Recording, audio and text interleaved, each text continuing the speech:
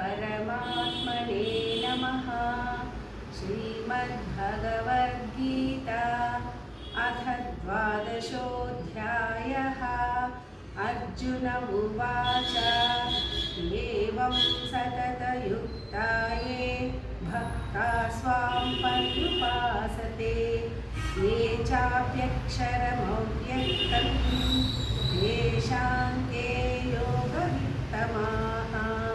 श्रीभगवानुवाच मय्यावेश्य मनो ये मां नित्ययुक्ता उपासते श्रद्धया परयोपेतास्ते मे युक्ततमा मताः।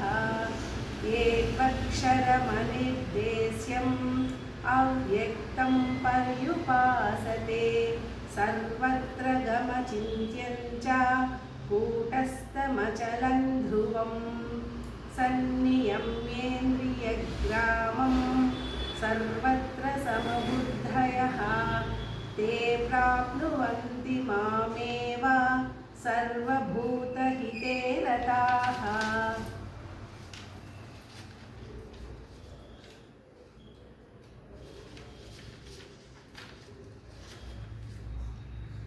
क्लोसेऽधिकतरस्तेषाम् अव्यक्तासक्तचेतसाम् अव्यक्ता हि गतिर्दुःखं देहवद्भिरवाप्यते ये तु सर्वाणि कर्माणि मयि सन्न्यस्य मत्परा अनन्येनैव योगेन मां ध्यायन्त उपासते तेषामहं समुद्धर्ता मृत्युसंसारसागरात् भवामि न चिरात् पार्थ मय्यावेशितचेतसाम् अधचित्तं समाधातुं न शक्नोषि मयि स्थिरम् अभ्यासयोगेन ततो मामि चाप्तुं धनञ्जय अभ्यासेऽप्यसमर्थोऽसि मत्कर्म परमो भव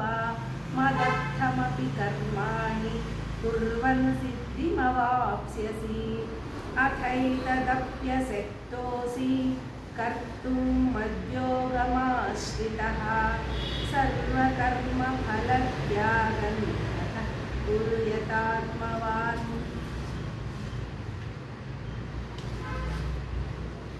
श्रेयो हि ज्ञानमभ्यासाच् ज्ञानाध्यानं विशिष्यते ध्यानात् कर्मफलत्यागात् शान्तिरनन्तरम् अद्वेष्टा सर्वभूतानां मैत्रः करुण एव च निर्ममो निरहङ्कारः समदुःखसुखक्षमी सन्तुष्टः सततं योगी यतात्मा दृढनिश्चयः मय्यर्पितमनो बुद्धिर्यो मद्भक्तः समे प्रियः यस्मान्नो द्विजते लोको लोकान्नो द्विजते च यः हर्षामर्षभयोद्वेगैर्मुक्तो यः स च मे प्रियः अनपेक्षः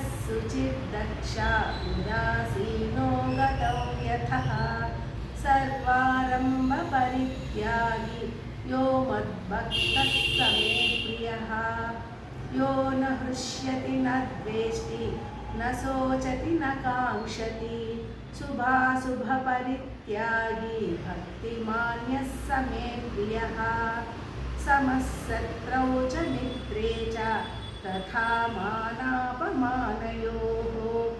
शीतोष्णसुखदुःखेषु समः सन्न विवर्जितः तुल्यनिन्दास्तुतिर्मौनी सन्तुष्टो येन केनचित् अनिकेतस्थिरमतिर्भक्तिमान् मे प्रियो नरः ये तु धर्मामृतमिदं यथोक्तं पर्युपासते श्रद्धाना मत्परमा भक्तास्ते तीव मे प्रियाः। ॐ तत्सदिति श्रीमद्भगवद्गीतासु उपनिषत्सु ब्रह्मविद्यायां योगशास्त्रे श्रीकृष्णार्जुनसंवादे भक्तियोगो नाम 12 ॐ श्री